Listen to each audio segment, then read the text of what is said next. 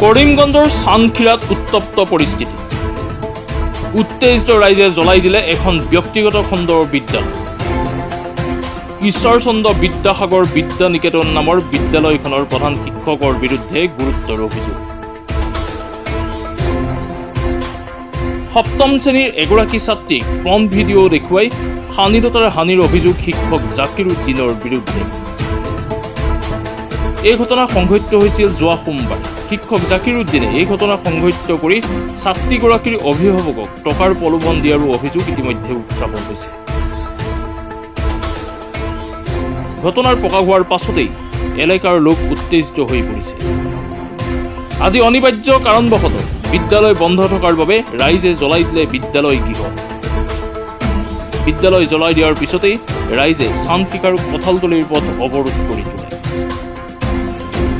ঘটনাৰ খবৰ পাই ঘটনাস্থলীত উপস্থিত হয় পাথাৰকান্দি আৰু বাজাৰিচেয়াৰ আৰক্ষী। আনকি কৰিমগঞ্জৰ পৰা উপস্থিত হয়হি শীৰ্ষ আৰক্ষী বিষয়া। ইতিমধ্যে ঘটনাৰ সন্দৰ্ভত তদন্ত আৰম্ভ কৰিছে শীৰ্ষ আৰক্ষীৰ বিষয়া। এই ঘটনার কেন্দ্র করে এক চেপা উত্তেজনায় বিরাজ করেছে অঞ্চল। ঘটনা সোমবারের আমরা কালকে জানছি যে ওই একজন জহিরুল ইসলাম কইয়া একজন টিচার আছেন এই সাগর স্কুলে, তাই একজন মেয়ের বাগানের পড়ে তার অশ্লীলতা 7-এ পড়ে অশ্লীলতা কিছু করছেন। এটা নিয়ে আজকে আমরা এখানে ধর্ণা করছি।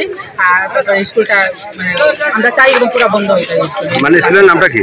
ঈশ্বরচন্দ্র বিদ্যা নিকেতন। ঈশ্বরচন্দ্র বিদ্যা নিকেতন স্কুলে আর যাতে খোলা না হয়। আপনারা এখানে মানে এর প্রতিবাদে সড়ক অবরোধ করছেন, এখানে প্রশাসনিক কেউ আইসিনি? আইসেন। এখন পর্যন্ত আপনার সড়ক অবরোধ মানে অব্যাহত আছে না মানে বন্ধ করছে? আপনারা এই বিষয়ে কি চান? আমরা চাই মাস্টাররা যদি বাচ্চারা লগে এরকম ব্যবহার করে তো বাচ্চারা শিখবো কিরকম। মানে স্কুলটা এরকম মানে স্কুল বন্ধ করে আর 5 দিন থেকে তারা সময় দেওয়ার তারা আইলো না। এখানে একটার পর একটা 3টা তারা 2টা দোষীদার দিকে তো তারা আইছে না। আপনারা শিক্ষকের শাস্তির পাশাপাশি স্কুলটা বন্ধ হয়ে গেছে। স্কুলটা বন্ধ হইছে। আমরা এই বাচ্চা মেয়েরা কথা আমরা বাচ্চা মেয়েরা স্কুল বন্ধ চাই, বন্ধ চাই। আমরা